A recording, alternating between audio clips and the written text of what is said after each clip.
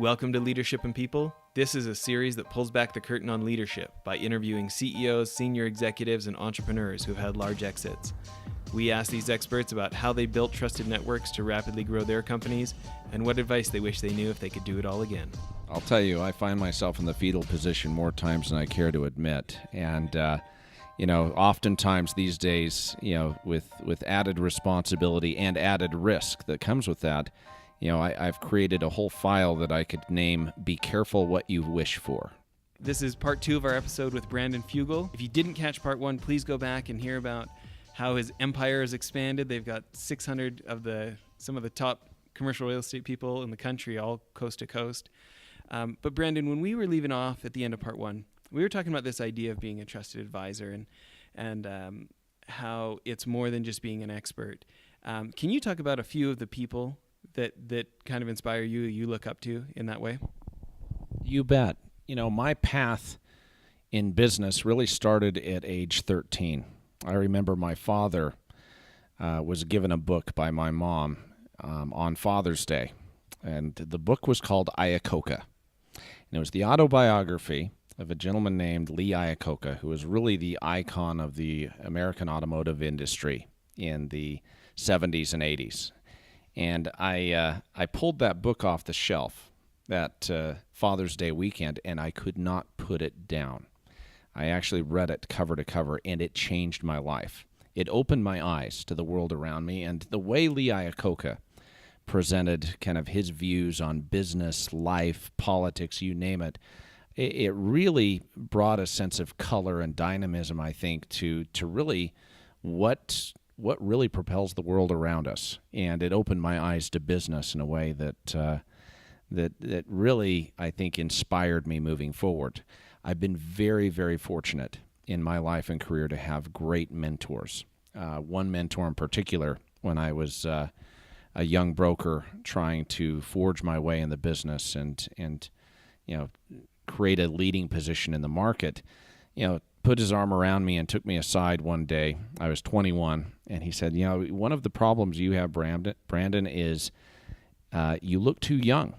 I had a very kind of youthful, boyish appearance at the time, and he said, it's something that you need to work on compensating for. And it's funny, this is going to sound humorous, but he advised me to get glasses, even though I had perfect vision at the time. He says they don't have to be prescription glasses, of course, but you need the appropriate eyewear that will help you present yourself more professionally. And he says, and go throw away all of those flashy, trendy suits that you've been wearing. You need to go back to the basics. And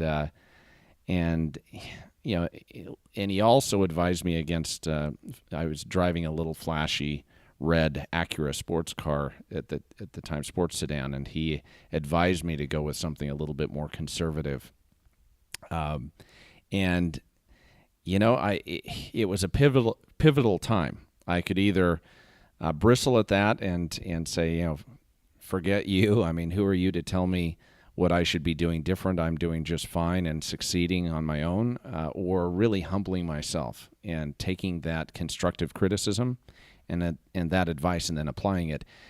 It was some of the best advice I've ever been given, and it truly changed my life. Within a week, I implemented the changes that he suggested, and it's funny, it's sad but true. Perception is reality, and when you're a service provider, when you're in the professional services business, people are making judgments based on, first impressions and the way they perceive you.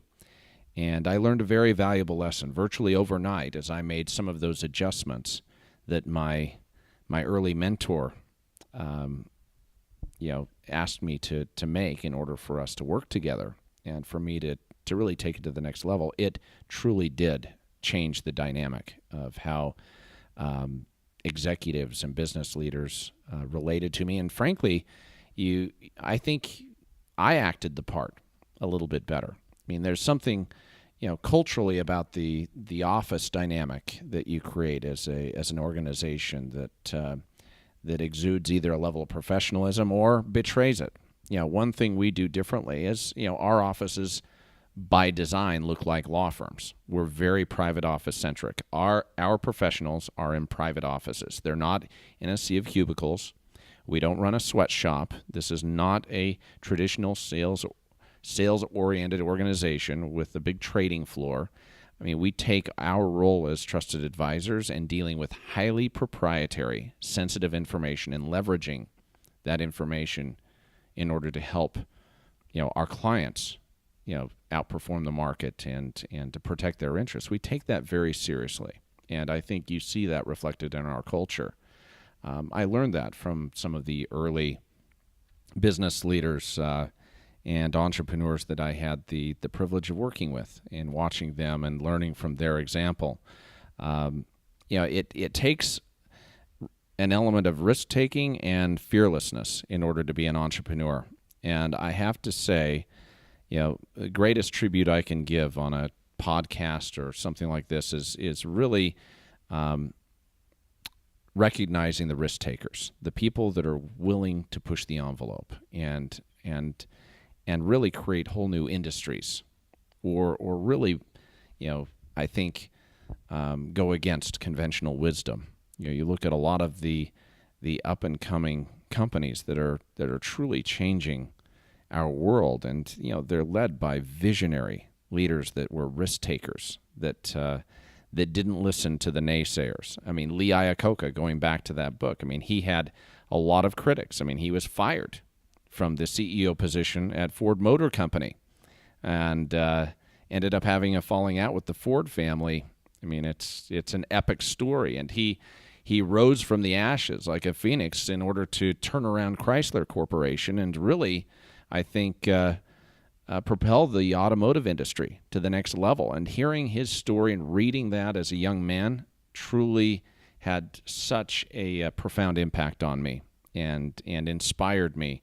By the time I was 15, 16 years old, I had my own subscriptions to the Wall Street Journal and Business Week, and I loved reading the stories of kind of the who's who, the people that were literally changing our world. And it wasn't enough to know, okay, Steve Jobs is the CEO and founder of Apple, or Ray Norda at the time was the chairman of Novell Corporation, or Lee Iacocca was the head of Chrysler. It was learning what drove those individuals, what was in their DNA that made them special and really distinguished them from everyone else in the crowd.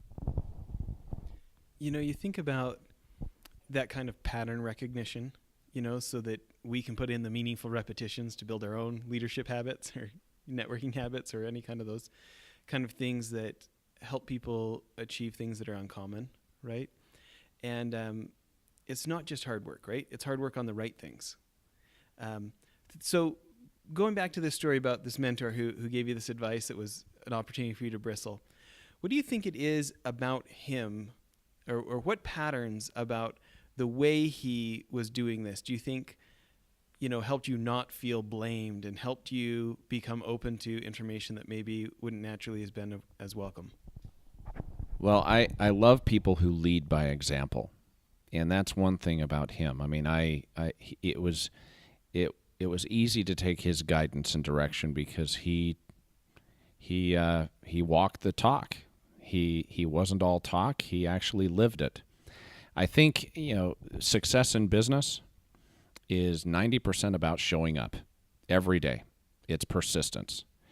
And what separates the business leaders, the entrepreneurs who have really made a difference from those who haven't, who've ended up being mediocre and not having an impact is really just that. It's being persistent and showing up on a day-to-day basis. I mean, what we do in the commercial real estate realm is not rocket science.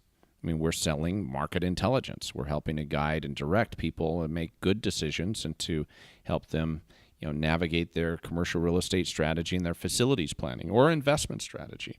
And a lot of it really comes down to being persistent and following up and doing what you say you are going to do. It's following up on your commitments and doing it with a level of integrity and professionalism that really distinguishes you from everyone else in the crowd. That makes me think a ton about my mentor, who eventually became my partner when we started that private equity fund. And he had set such a good example for me. You talk about persistence or going that extra mile, right? He was completely willing to drive 5 hours to a meeting that was a maybe, and back home the same night so he could be back working the next day. And it's just like, it's not really that tough. It's just almost nobody's willing to inconvenience themselves that much. Or like the professional thing, he will show up to meetings 15 minutes early to make sure he doesn't waste somebody else's time because of traffic or something unforeseen. And it's interesting how we live in a society where being busy is a badge of honor, but most of us aren't willing to think about how busy someone else is above ourselves and make a sacrifice like showing up 15 minutes early, right? Absolutely. I think of two of the greatest examples of my life. Number one is my father. My dad is my greatest example, not only in business but in life. And he was not in the commercial real estate business. In fact, I think my mom and dad thought I was crazy and didn't really consider it a real job going into commission sales from a young age. But my father was in the utility construction business and grew a big super regional construction company that focused on fiber optics and natural gas installation. But my dad, the one thing I loved about my dad is he was always 110% honest, and he was transparent and authentic. That's one thing that I look for in people is authenticity. I try to gravitate toward those people that are genuine, that are straightforward. And the one thing that I love about my father is he's always been the same man, no matter what stage of life he's been in, no matter how poor, how wealthy, he has remained constant. He's been my North Star, and he's always been authentic and treated everyone by really kind of applying the golden rule in his day-to-day life. Another example is a developer client that I was fortunate to come into contact with at age 18. His name was Jim Morse. By the way, my father's name is Dan Fugal, and I owe everything to him as his eldest son and his example. But the other client is Jim Morse. He is a developer here in the Utah area, an entrepreneur. And the one thing about Jim is Jim treated everyone like they were Bill Gates.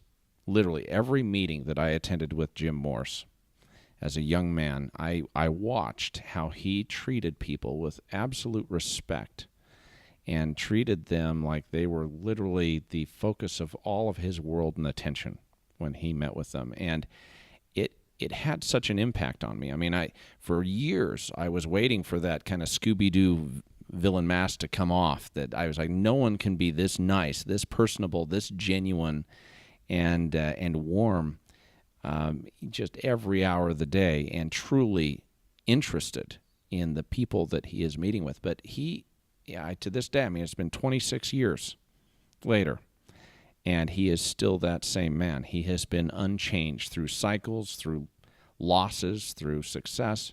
He continues to treat everyone like they are Bill Gates walking in the door, and I have a lot of respect for that. I've tried to always remember that in my approach to business. I think we often in business, you have to prioritize. It's tough. Aside from information, the most powerful commodity out there is time, and I think oftentimes we as executives, as business leaders, sometimes probably don't take the time to focus on the individual as much as we should, and give that importance and benefit of the doubt to people. I mean, thank goodness, and looking back on my life, that I didn't in Corporate Alliance, people, Jeff Rust, who's the CEO of Corporate Alliance, talks about relationship arrogance, and that business leaders are often guilty of relationship arrogance, where they actually try to assign a dollar value or potential financial yield to a potential relationship, instead of looking at every opportunity as being equally important and not being discriminatory. And I look at the incredible companies I have had the privilege of working with and representing that have come out of the garage, that have started with just 1 or 2 or 4 guys, and treating that assignment or that relationship with the same importance you'd treat a company with thousands of employees with a multi-billion-dollar market cap, I think is important. And I think that is something that is lost in today's business world that needs to be, I think, championed. Well, I mean, for me, certainly, I think of some of my mentors, a guy named Terry Warner that's written some incredible books, and different people that have changed my life, who I've had the chance to later meet and see that they actually walk the walk, right? And that kind of self-forgetfulness about this isn't all about me, this isn't all about what they can do for me, and like just really being present with people. It's you're right, it's not as common, but it's incredibly magnetic. Shifting gears here a little bit, I've been in commission sales earlier in my career, right? And it can be, in my experience on some of the teams that I have, it can kind of be a I got mine type of environment very easily. When you think about the principles that have been the most helpful to you expanding to 30 offices and hundreds of staff of, quite frankly, people who could have temptations for self-focus because it's my commission, what advice would you have for other people that want to go from being a good regional player to being a real national player? Well, I kind of touched on it earlier. I think being willing to work in partnership with others in order to create more exponentially is going to be key.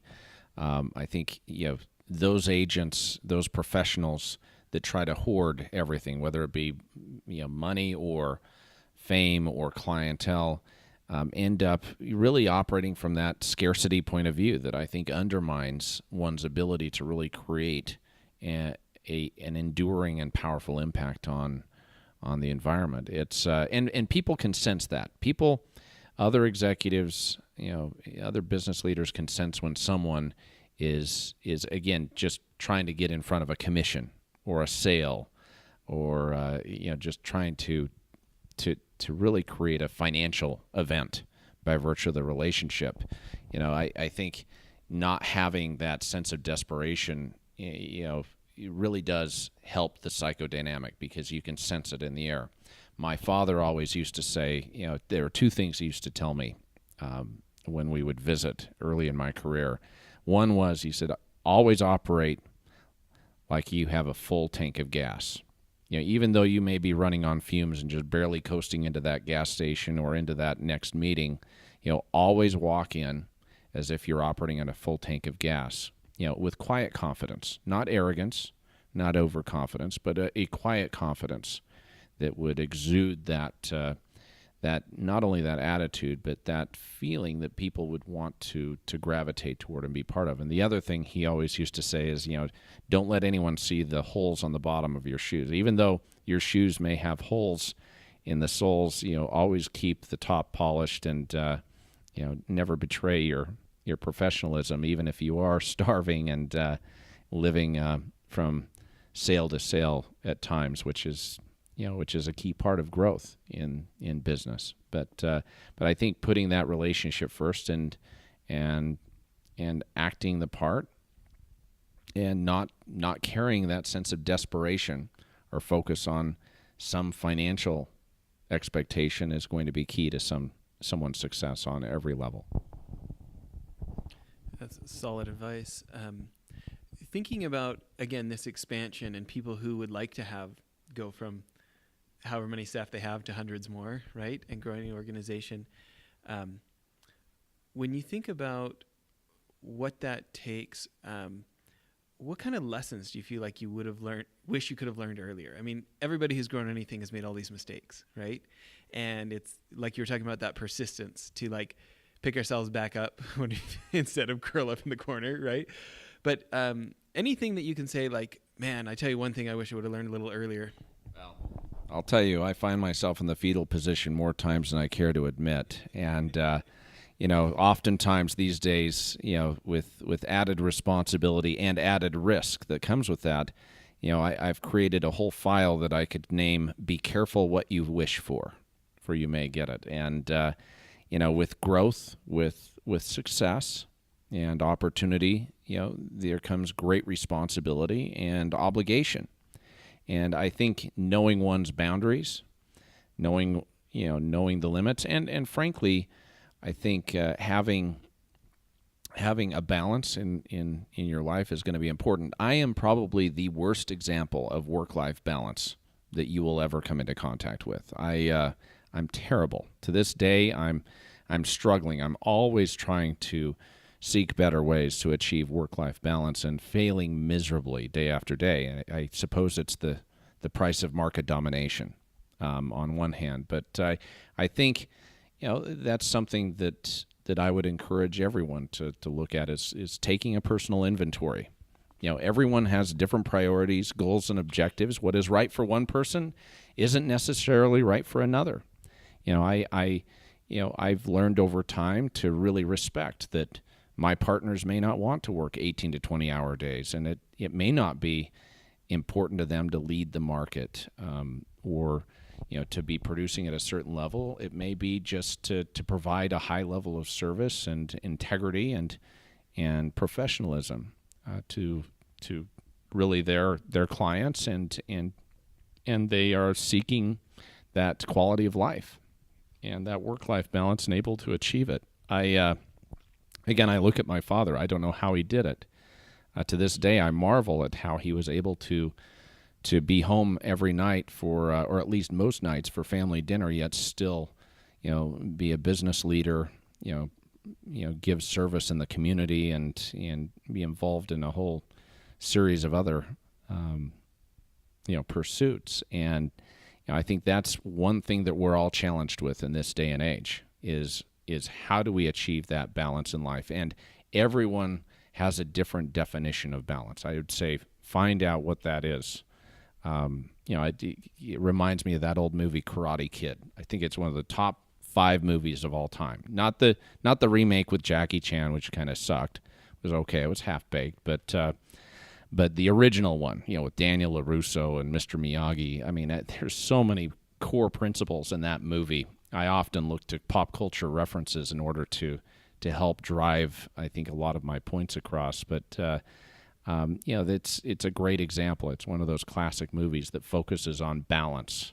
Getting balance in your life and being able to find that elusive, balance between ambition, and achieving your goals, and also, making sure that you don't compromise your integrity, your standards, or your quality of life in the process. Well, it's so great because, I think, especially for anybody who maybe has a more ambitious personality type, more can be really addictive. For me, especially, like when I had some early wins, it was like, man, no family sacrifice was too big for me to make another big check, right? And I think about, probably one of my favorite books on that subject is that Harvard professor Clayton Christensen. He's got that book, How Will You Measure Your Life? And he talks about, if you don't intentionally define these things that you've just talked about, they're not going to define themselves by accident. What's going already is probably what's going to keep getting more of, right? I don't know, maybe I'm putting words in your mouth, but I think your thought about have a look in the mirror is something that I could be doing more of and should have done more of in my career along the way. And when I have done it, it's been one of the most beneficial things to my life and my family, right? Right. And I'll be the first to admit I am the worst example. I mean, people say, when is it enough? What are your goals? I mean, when is, what is your number? I mean, there's a movie a couple of years ago that came out, Wall Street 2. It was the follow-up from the original iconic classic Wall Street with Michael Douglas and Charlie Sheen, which I know it's rated R, but it's required viewing for anyone who comes to work with me because there are core principles in that movie as well that really are applicable to this day.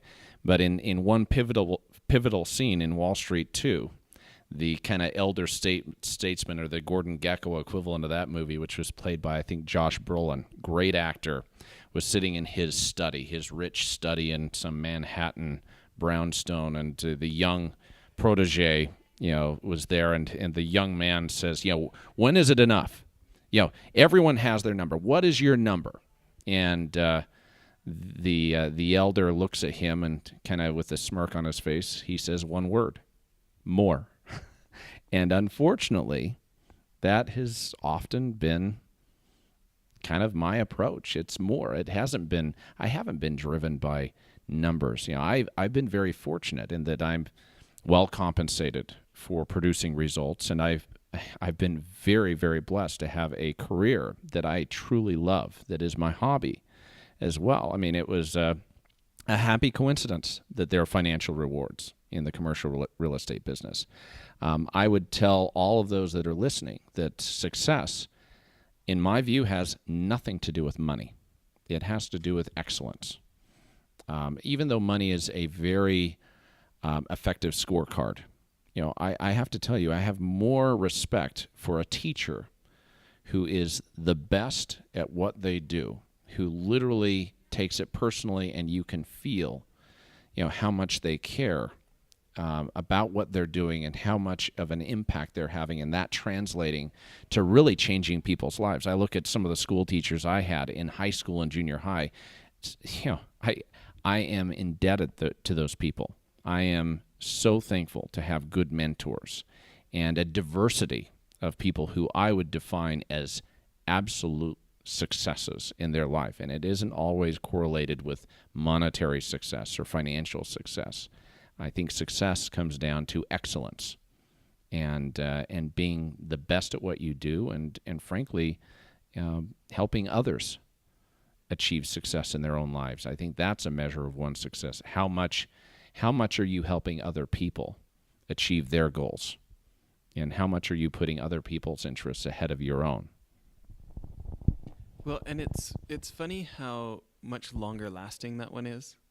I remember being a young punk kid buying my first really expensive car, and like a week later, I'm like, hold on, this is all we get? How come nobody cares that I have this car or whatever, right? But then you think about, some clients or some other individuals we've been able to help make some big moves that they wanted to be able to make in their life, and years later they keep coming back with, the comments about how it affected them. So much more personally gratifying. And I would say even if they never said anything back, it's it's funny how service is like a success that keeps on giving internally, right? Well, listen, this has been great. We really appreciate all the time you've given us. People who want to reach out, people who might have commercial real estate needs, things like this, what's the best way for them to get a hold of you? You can catch me on LinkedIn. Google me, again, Brandon Fugal, Fugal, or go to my website, www.cbcadvisors, that's ors.com. And I always joke, but it's sadly true. If you're in the Intermountain West or in the Utah market, just drive around for a few minutes and you'll inevitably bump into one of my signs, and you can reach me with ease. I'm unfortunate for me, very accessible, but that's a part of really providing, again, that level of service and really hopefully putting a dent in the universe. But please, I encourage anyone, feel free to reach out to me. Any questions at all. I kind of alluded to this earlier. I have very little work-life balance. I'm totally screwed up, but I love what I do. And so, I'm one of those guys who's answering his phone at 2 a.m. and sadly still at the office. So don't hesitate, and I wish you all the best. It is a privilege to be part of this podcast, and really an honor to be part of a vibrant, successful business community. All the best. Thanks so much.